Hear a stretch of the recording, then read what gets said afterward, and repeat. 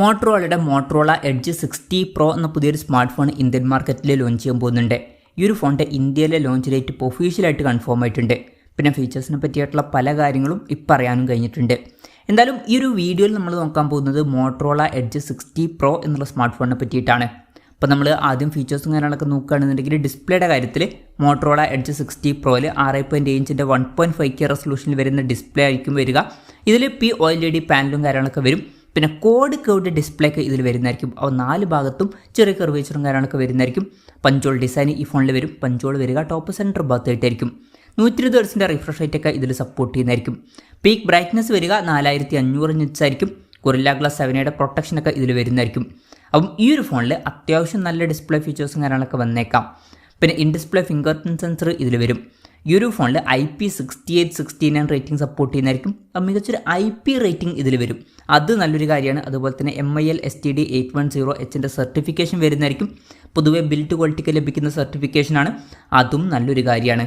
ഇനി പ്രോസസ്സറിൻ്റെ കാര്യം പറയുകയാണെന്നുണ്ടെങ്കിൽ MediaTek Dimensity A350 എന്ന പ്രോസസ്സറുമായിട്ടായിരിക്കും ഈ ഒരു സ്മാർട്ട് ഫോൺ വരിക. അപ്പം ഈ ഒരു ഫോൺ നമുക്ക് ഒരു 30,000 to 32,000 രൂപ പ്രൈസ് റേഞ്ചിലൊക്കെ ആയിട്ട് എക്സ്പെക്റ്റ് ചെയ്യാവുന്നതാണ്.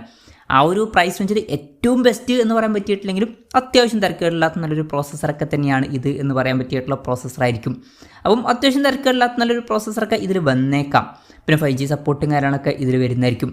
ഈ ഒരു ഫോണിൽ UFS 4.0 സ്റ്റോറേജ് ടൈപ്പ് വരുന്നതായിരിക്കും. പിന്നെ സ്റ്റീരിയോ സ്പീക്കേഴ്സും കാര്യങ്ങളൊക്കെ ഈ ഫോണിൽ വരും. ഡോൾബി അറ്റ്മോസിൻ്റെ സൗണ്ട് സപ്പോർട്ട് ചെയ്യുന്നതായിരിക്കും. Android 15 ബേസ് ആയിട്ടുള്ള സോഫ്റ്റ്വെയർ ആയിരിക്കും ഈ ഫോണിൽ വരിക. ക്യാമറയുടെ കാര്യം പറയുകയാണെന്നുണ്ടെങ്കിൽ ഫോണിൻ്റെ പിന്നിൽ ട്രിപ്പിൾ ക്യാമറ സെറ്റപ്പ് വരുന്നതായിരിക്കും. 50 മെഗാ പിക്സലിൻ്റെ സോണി LYT 700Cയുടെ മെയിൻ ക്യാമറ സെൻസർ ആയിരിക്കും ഇതിൽ വരിക.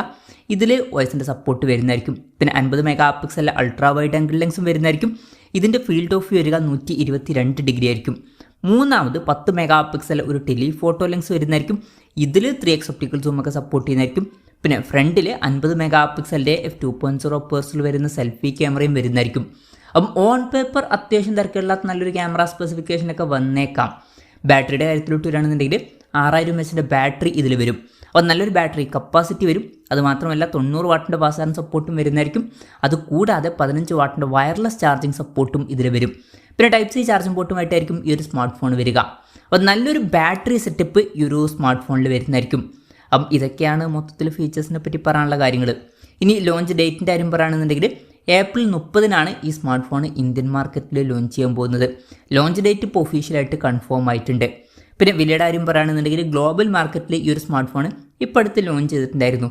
പക്ഷേ ഗ്ലോബൽ മാർക്കറ്റിൽ ഏകദേശം 68,200 രൂപ പ്രൈസ് റേഞ്ചിലായിട്ടാണ് ഈ സ്മാർട്ട് ഫോൺ ലോഞ്ച് ചെയ്തിരിക്കുന്നത്. പക്ഷേ ഇന്ത്യൻ മാർക്കറ്റിൽ നമുക്ക് ആ ഒരു പ്രൈസിങ്ങിൽ എക്സ്പെക്റ്റ് ചെയ്യാൻ പറ്റില്ല.